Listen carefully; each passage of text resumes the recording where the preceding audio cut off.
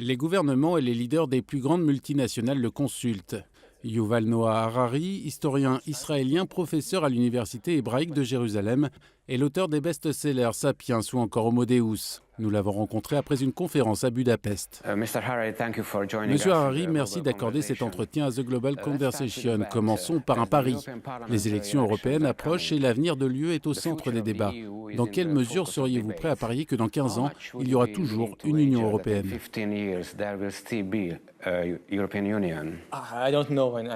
Je ne sais pas.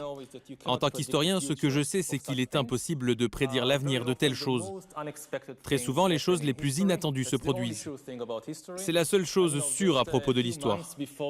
Quelques mois seulement avant les révolutions de 1989 en Europe de l'Est, personne ne s'y attendait. 5 ans plus tôt, cela aurait ressemblé à une science-fiction. Il en va de même pour l'avenir de l'UE. J'espère que les électeurs prendront les bonnes décisions et garderont l'Union européenne, parce que cela est essentiel non seulement pour la paix et la prospérité de l'Europe, mais car c'est essentiel pour la paix et la prospérité du monde entier.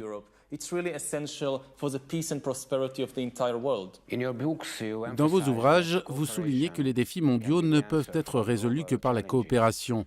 Mais actuellement, il semble que la coopération soit difficile dans le monde entier. Le nationalisme s'est renforcé à travers l'Europe. Pourquoi pensez-vous que cela est devenu populaire et quelle devrait être la réponse à cela ? Les gens devraient se rendre compte que l'humanité est actuellement confrontée à 3 menaces existentielles qui ne peuvent être résolues au niveau national. Elles ne peuvent être résolues qu'au niveau mondial. Ces menaces sont la guerre nucléaire, le changement climatique et la désorganisation technologique. En particulier, la montée de l'intelligence artificielle et de la bio-ingénierie. Ces 2 choses peuvent détruire ce qui signifie être humain. La seule façon de gérer cela est la coopération mondiale.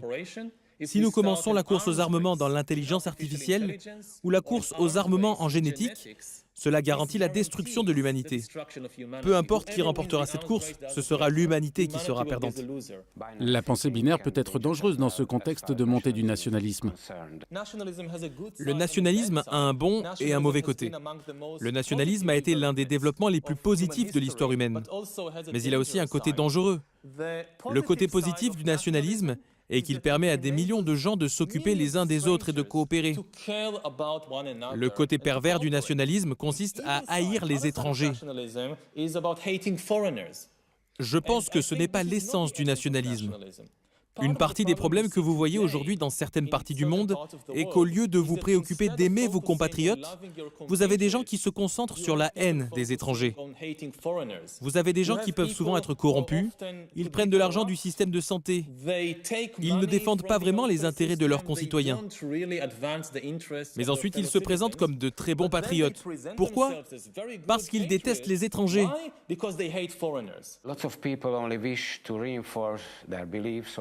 Beaucoup de gens ne souhaitent que renforcer leurs convictions, leur opinion, au lieu de lire des informations crédibles. Comment revenir sur le chemin de la discussion rationnelle quand certains dirigeants évitent à tout prix le bon sens en montrant des boucs émissaires comme George Soros, Fethullah Gülen ou les libéraux ? Ce n'est pas nouveau, c'est une stratégie ancienne.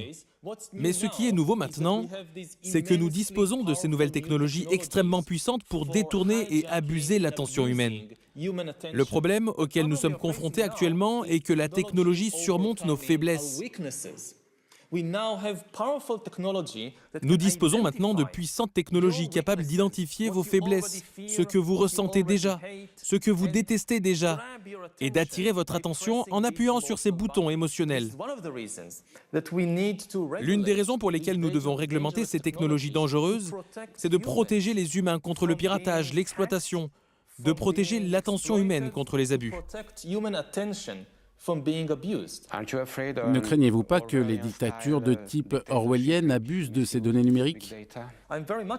J'ai très peur. Je pense que maintenant, la technologie permet de créer beaucoup plus de régimes totalitaires que tout ce que nous avons vu dans l'histoire humaine. Encore plus extrêmes que ce que George Orwell a imaginé. Parce que Orwell a imaginé une situation dans laquelle il existe un régime totalitaire qui vous surveille tout le temps, mais uniquement dans le monde extérieur. Ce que vous faites, où vous allez, qui vous rencontrez, ce que vous dites. Nous disposons maintenant d'une technologie qui peut surveiller les gens 24 heures sur 24, sur l'ensemble de la population, même sur ce qui se passe dans leur corps. avec des capteurs biométriques, en utilisant la combinaison de l'intelligence artificielle et de la biotechnologie. Il existe des écoles en Chine, par exemple, où les étudiants portent des bracelets biométriques. Ils disent qu'ils l'utilisent à des fins éducatives. Le professeur sait si vous êtes endormi, si vous vous ennuyez, si vous avez des difficultés.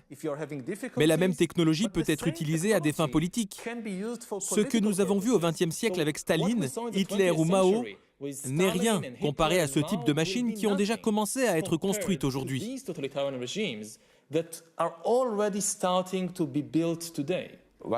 À quel genre de danger devons-nous faire face s'il y a une élite qui a une longue espérance de vie face à des masses opprimées?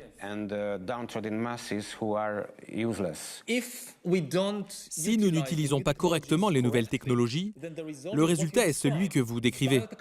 La biotechnologie sera utilisée pour donner à une petite élite un statut surhumain, où la plupart des gens sont laissés pour compte. L'humanité est donc divisée en espèces différentes. Pour la première fois de l'histoire, les riches seront une espèce différente de celle des pauvres. C'est la plus grande inégalité de l'histoire. Beaucoup d'emplois vont disparaître, mais de nouveaux emplois vont émerger. Le véritable gros problème ne sera pas l'absence absolue d'emplois, mais bien le recyclage des personnes. Les gens doivent changer de travail encore et encore pour apprendre tout au long de leur vie. Actuellement, le système éducatif ne les prépare pas à cela. Enfin, quelques questions personnelles. En tant que citoyen d'Israël, comment vos pensées sont-elles influencées lorsque vous entendez constamment le bruit des bombardements et des sirènes? Je ne l'entends pas constamment. Ça arrive de temps en temps. La situation à Gaza est vraiment terrible pour les personnes qui y vivent. Mais en Israël, la plupart des gens mènent une vie très normale. Cela influence certainement ma pensée.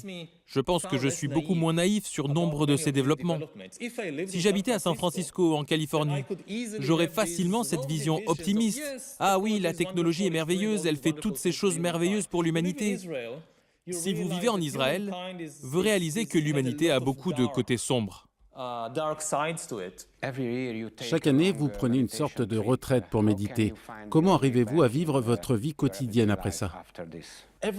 Tout va si vite. Les technologies, la politique. Il est plus important que jamais de prendre du temps, de se déconnecter complètement pour se donner le temps de se connaître vraiment et de réfléchir profondément à ces questions. Nous n'avons plus le temps et nous devons prendre les décisions les plus importantes de l'histoire de l'humanité au cours des prochaines années. Nous avons maintenant des pouvoirs divins de création et de destruction.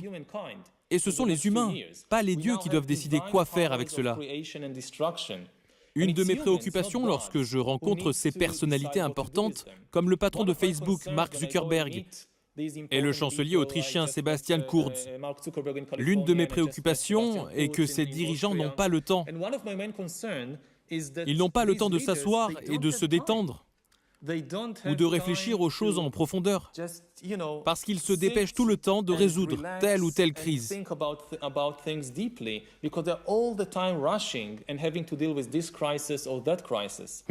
Monsieur Harari, merci d'avoir participé à The Global Conversation.